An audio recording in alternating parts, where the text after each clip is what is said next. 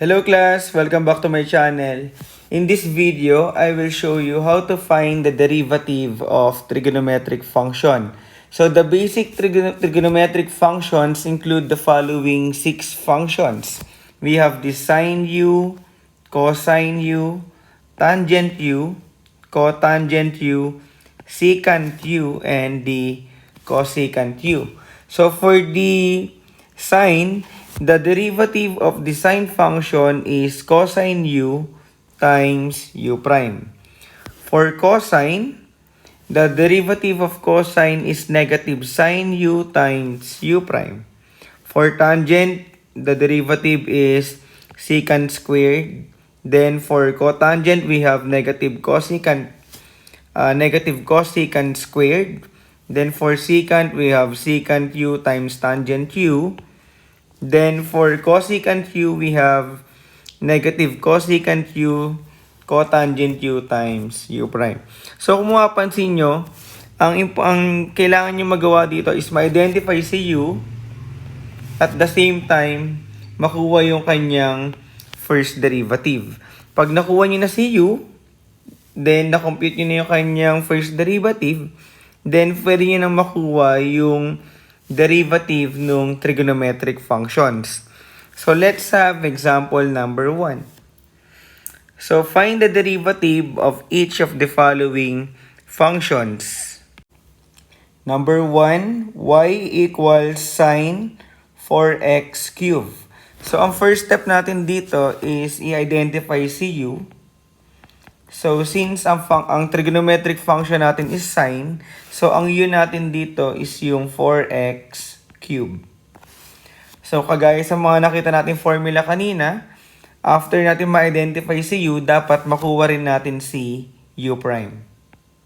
Okay? So ang derivative ng u natin dito is we have 3 times 4, that is 12x. Then 3 minus 1, we have 2. So, ang derivative ni u is 12x squared. Then, after natin makuha yung ating u prime, pwede na natin i-substitute si u doon kay 4x cubed. So, we have y equals sine. Then, yung 4x cubed natin magiging u. So, we have y equals sine u. Then, nakita naman natin kanina, ang derivative ni sine u is equal kay cosine u times u prime. Okay? So, next, substitute natin yung u and u prime dun sa ating formula. We have y prime equals cosine u. Ang u natin is 4x cubed times u prime, which is 12x squared. So, ang ating final answer dito is we have y prime equals 12x squared cosine 4x cubed. Ito yung ating final answer. Okay? So, next example, number 2. We have y equals cosine 2x plus 3. So, same procedure tayo. Ang trigonometric function natin is yung cosine. So, ang ating u is equal to 2x plus 3. Okay? Then, after natin ma-identify si u, kunin natin yung kanyang first derivative. So, ang derivative ni 2x plus 3 is 2. Then, ang derivative ng constant is 0. So, ang u prime natin is equal to 2. Then, substitute natin siya dun sa ating equation. We have y equals cosine 2x plus 3. So, ang 2x plus 3 natin is yung u. So, nakita natin kanina na ang derivative ni cosine u is magiging negative sine u times u prime na siya. Okay? So, substitute natin yung u at saka yung u prime doon sa ating formula. We have y prime equals negative sine u, which is 2x plus 3 times u prime, which is 2. So, hindi natin i-distribute si 2 doon sa binomial since yung ating binomial is under ng sine function. So, si 2, imumultiply natin siya dito. So, magmumukha siyang parang coefficient. Okay? So, ang final answer natin dito is magiging y prime equals negative times 2, that's negative 2, sine 2x plus 3. So, ito yung ating final answer. Okay? So, next, number 3. We have cosine squared x. So, yung cosine squared x, since yung cosine natin is under ng square, so, hindi natin pwedeng gamitin yung formula kanina na cosine u, di ba? So, dito, alam naman natin na pagka mayroong square yung ating function, is same lang yan ng y equals cosine x squared. So, parehas lang yan. So, kung may ganyan tayong function, ang gagamitin natin dito is yung chain rule. Since yung ating function is under ng square, so, gagamitin natin yung ating chain rule na formula. So, para magamit si chain rule, imumultiply natin si 2 dito. So, we have y prime equals 2 times cosine x. Then, 2 minus 1, magiging 1 na yung ating exponent.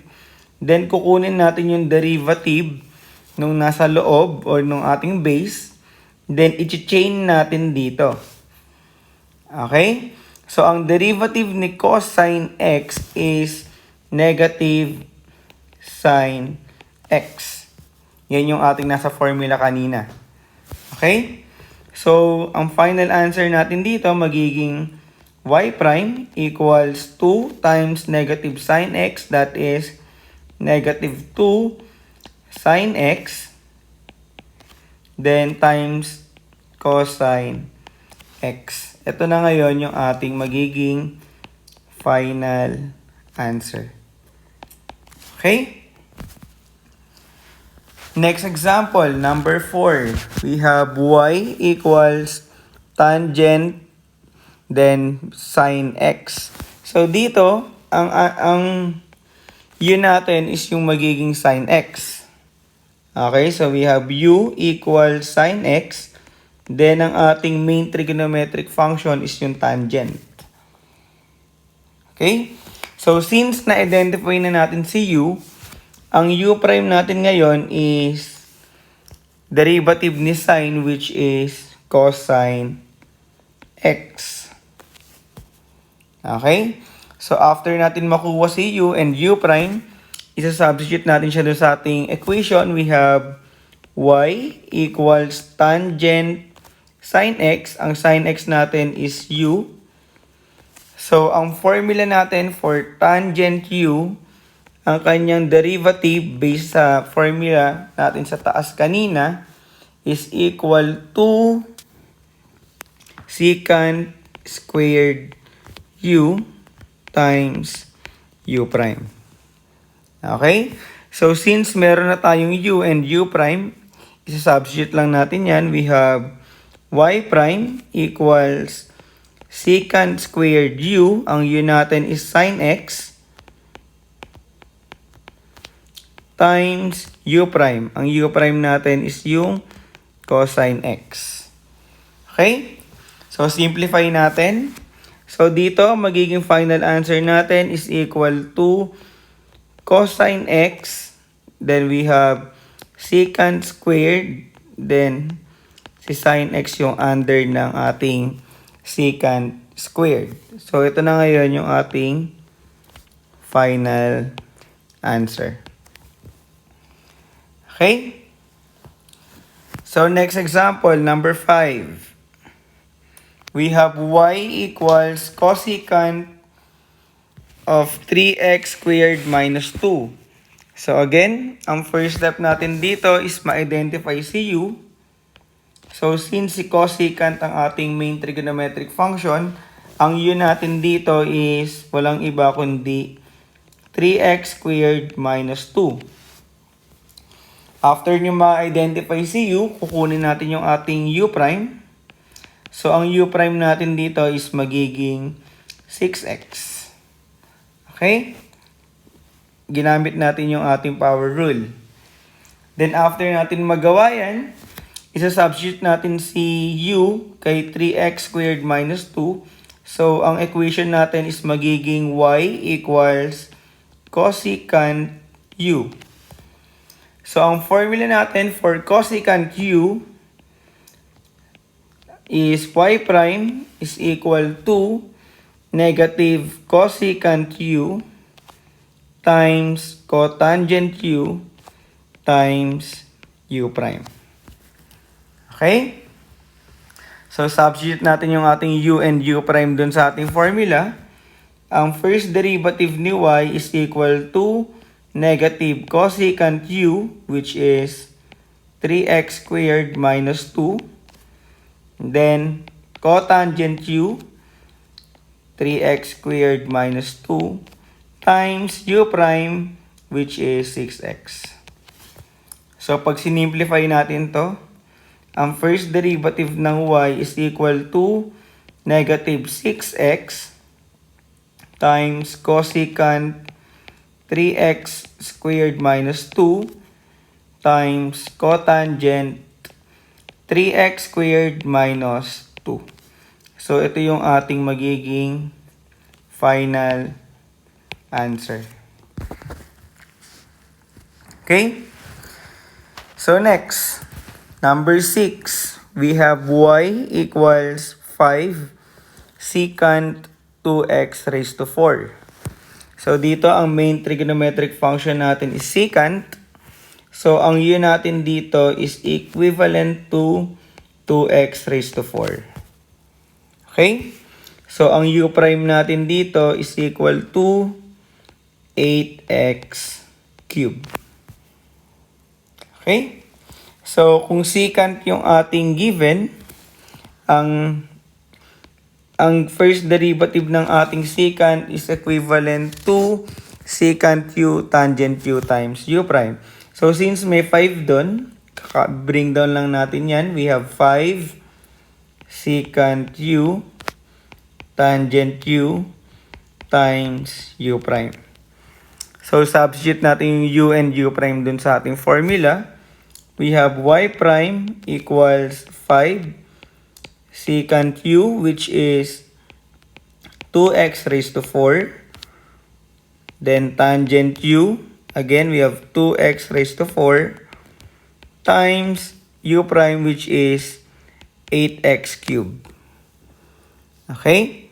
So, pag sinimplify natin yan, we have y prime equals 5 times 8x cubed, that is 40x cubed, times secant 2x raised to 4 times tangent 2x raised to 4. So, ito na ngayon yung ating magiging final answer. Okay? So, next, another example. Number 7. We have 4x squared plus cotangent x. So, dito, ang main trigonometric function natin is cotangent x, or yung cotangent. So, since naka-separate naman si 4x squared, then may addition tayo. Pag kinuha natin yung derivative ng ating equation, is kukunin natin yung derivative ni 4x squared, tapos ipa-plus natin dun sa derivative ni cotangent x. So, dito, we have y prime equals derivative ni 4x squared, which is 8x, plus cotangent x. So, ang derivative ng ating cotangent x is equivalent to negative cosecant x. Okay? So, ang magiging final answer natin dito, ang derivative ni cotangent x is negative cosecant squared x. So, ang final answer natin dito is y prime equals 8x minus cosecant squared x. Okay? So, hindi na natin kailangan mag-let u dito kay x since x lang naman yung ating variable. So, pwede na tayong dumaretso dun sa ating formula. Okay? So, next, number 8. We have y equals x squared times sine of 8x cubed. So, kung mapapansin nyo, meron tayo ditong dalawang function. Meron tayong quadratic function na x squared and meron tayong trigonometric function na sine 8x cubed. So, kung ganon, meron tayo ditong u and v. So, meaning, ang gagamitin natin pinaka-main formula dito is yung ating product rule. Okay? Kung saan, if we have u times v, ang kanyang first derivative is equivalent to ub prime plus vu prime. Okay? So, ilet natin si u o si x squared as u. Then, ang ating v is yung ating trigonometric function na sine 8x cubed. Okay? So, getting the u prime, we have x squared. So, ang derivative ni x squared is 2x. Then, si v naman, we have sine 8x cubed. So, dito, kung mag-focus tayo din sa derivative ng trigonometric function, kumbaga ang ating u dito is yung ating 8x cubed. Then, pag kinuha natin yung ating u prime, we have 24x squared. Okay? So, pagka kinuha na natin si v prime, since ang main trigonometric function natin is sine, ang derivative ng sine function is cosine function. So, cosine u, ang u natin is 8x cubed times u prime, which is 24x squared. So, ang ating v prime dito is equal to 24x squared times cosine x cubed. Okay? So, after natin makuha si u prime at saka si v prime, pwede na natin gamitin yung ating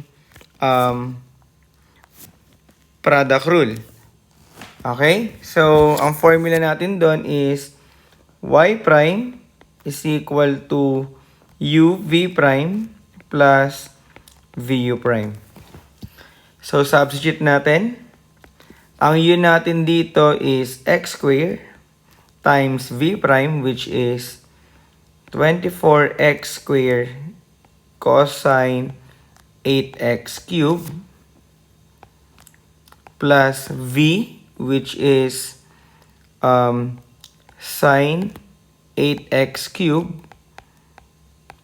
times u prime, which is 2x. Okay? So, simplify natin yan. We have y prime equals x squared times 24x squared. That is 24x raised to 4 times cosine 8x cubed plus 2x times sine 8x cubed. That is 2x sine 8x cubed. So, ito na ngayon yung ating magiging final answer. Okay? So, next, number 9, we have y equals e raised to 2 cosine 3x. So, kung natandaan nyo, yung gantong itsura ng ating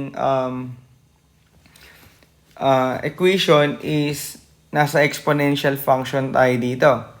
Okay, so kung i-recall natin yung ating formula dyan, kung meron tayong y equals e raised to u, ang kanyang derivative is equal to e raised to u times u prime. Okay, so yan yung ating formula na gagamitin para makuha yung first derivative ng ating given. So first, identify nyo muna si u. We have u is equivalent to 2 cosine 3x. Okay? So, ang trigonometric function natin dito is yung ating exponent.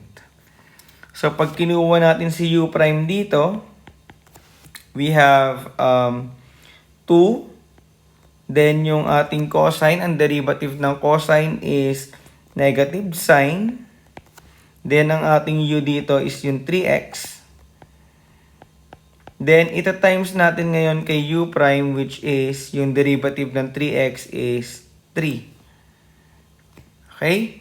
So, pag sinimplify natin yan, we have u prime is equal to 2 times 3, that is 6, times dun sa negative natin dito kay sine function, that is negative 6 sine 3x.